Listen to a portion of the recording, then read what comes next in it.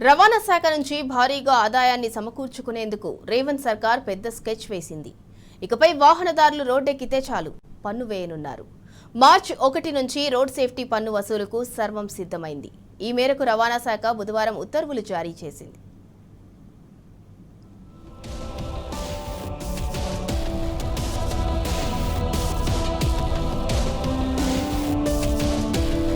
రేవంత్ సర్కార్ వాహనదారులకు భారీ షాక్ ఇచ్చింది. మార్చి 1 నుంచి రాష్ట్రంలో రోడ్ సేఫ్టీ పన్ను వసూలుకు రంగం సిద్ధం చేసింది. ఈ మేరకు రవాణా శాఖ బుధవారం ఉత్తర్వులు జారీ చేసింది.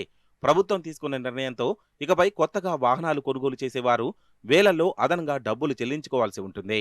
వాహన స్థాయిని బట్టి ఆర్టీఏకు సమర్పించుకోవాల్సి ఉంటుంది. అయితే రాష్ట్ర వ్యాప్తంగా ప్రతి ఏటా కొత్తగా సుమారు 7 లక్షల వరకు ద్విచక్ర వాహనాలు, 2.57 లక్షల వరకు వివిధ రకాల 4 వీలర్స్ రోడ్లపైకి వస్తున్నాయి. సుమారు 1,00,000 ఈ క్రమంలో వాహన కొనుగోళ్లను సుప్రీంకోర్టు గైడ్లైన్స్ ను ఆసరాగా చేసుకుని రోడ్ సేఫ్టీ పన్ను వసూలు చేసేందుకు ప్రభుత్వం సిద్ధమైంది.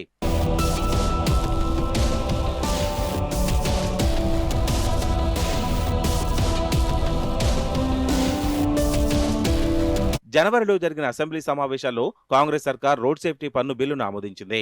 మార్చి 1 నుంచి ఈ పన్ను అమల్లోకి వచ్చేలా రవాణా శాఖ అధికారులు సర్వం సిద్ధం చేశారు. దీంతో 350 నుంచి 390 కోట్ల వరకు ఆదాయం వచ్చే అవకాశం ఉంది. నాన్ ట్రాన్స్పోర్ట్ వాహనదారులపై ఆయా వాహన శ్రేణిని బట్టి 2,000 నుంచి 10,000 వరకు అదనంగా వసూలు చేయనున్నారు. బైక్లు, కార్లతో పాటు ఇతర వ్యక్తిగత వాహనాలు, ప్రయాణికులను తీసుకువెళ్లే ఆటోలు ఈ విభాగం పరిధిలోకి వస్తాయని అధికారులు తెలిపారు. కొత్తగా వాహనాన్ని రిజిస్ట్రేషన్ చేయించే సమయంలోనే ఈ పన్ను చెల్లించాల్సి ఉంటుందని వివరించారు.